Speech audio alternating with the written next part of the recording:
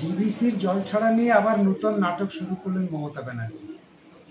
ডিবিসির জল কিভাবে ছাড়া হয় না হয় রাজ্যের সব মানুষ না জানলেও শুভবুদ্ধি সম্পন্ন মানুষরা তারা জানে ডিবিসির জল কিভাবে ছাড়তে হয়। আজকের মুখ্যমন্ত্রী যা বলবে তাই হবে। ডিবিসির জল তো ছাড়তে হবে। মুখ্যমন্ত্রী ইঞ্জিনিয়াররা হচ্ছে ওই কমিটির মেম্বার, তাদের নিয়ে মিটিং হয়, আলোচনা হয়, সিদ্ধান্ত হয়। মমতা ব্যানার্জি সব জানে। এখন না জানার ভান করে এখন বলছে আমি কিচ্ছু জানি না, আমাকে না জানিয়ে জল ছাড়া হয়েছে, আমি ঝাড়খণ্ডের বর্ডার আটকে দেবো। ঝাড়খণ্ডের বর্ডারটা পৈতৃক সম্পত্তি, পশ্চিমবঙ্গের পৈতৃক সম্পত্তি।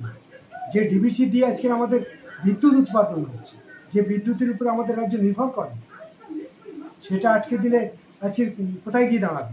আমাদের রাজ্যের লোকজনের খাবার দাবার কী হবে? ওখান থেকে তো অনেক খাবার আসে, সেগুলো কী করে আসবে? ট্রাকগুলো তো আটকে আছে, পেঁয়াজ থেকে শুরু করে মাছ থেকে শুরু করে উড়িষ্যার বর্ডার হয়ে ঝাড়খণ্ড হয়ে আসে আমাদের রাজ্যে। তাহলে আমাদের রাজ্যের মানুষকে মুখ্যমন্ত্রী পরিকল্পিতভাবেই বিপদের মধ্যে ফেলছে। মুখ্যমন্ত্রী মূর্খামির জন্য, গোয়ার্তুমির জন্য আজকে আমাদের রাজ্যের মানুষ বিপদের মধ্যে পড়বে।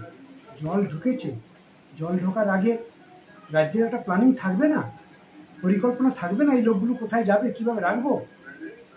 বাড়িঘর ভেঙে চুরমার হয়ে যেতে পারে। তাহলে নিচু জায়গাগুলো কোথায় কী অবস্থায় আছে, সেই এলাকায় কী চাষ হয়, সেই এলাকার মানুষ কোথায় গিয়ে থাকবে, চাষ কতটা ক্ষতি হবে, গরিব মানুষের ঘর বাড়ি কী হবে, কোথায় তার মাস্টার প্ল্যান? শুধু মুখে ভোটের সময় মাস্টার প্ল্যান বলে, এখন তার মাস্টার প্ল্যান কোনো কাজে লাগছে না, নামমাত্রই মাস্টার প্ল্যান। আসলেই আমাদের রাজ্যটাকে মুখ্যমন্ত্রী ডোবাচ্ছে। তার এই গোয়ার্তুমির জন্যে গোটা রাজ্যের মানুষ বিপদের মধ্যে। আমাদের রাজ্যের 7-8টা জেলা আজকে বিপদের মধ্যে। আর আজকে তিনি এই সমস্ত জিনিস করে বেড়াচ্ছেন, পাগলামি করছেন। তিনি এটা বন্ধ হওয়া উচিত।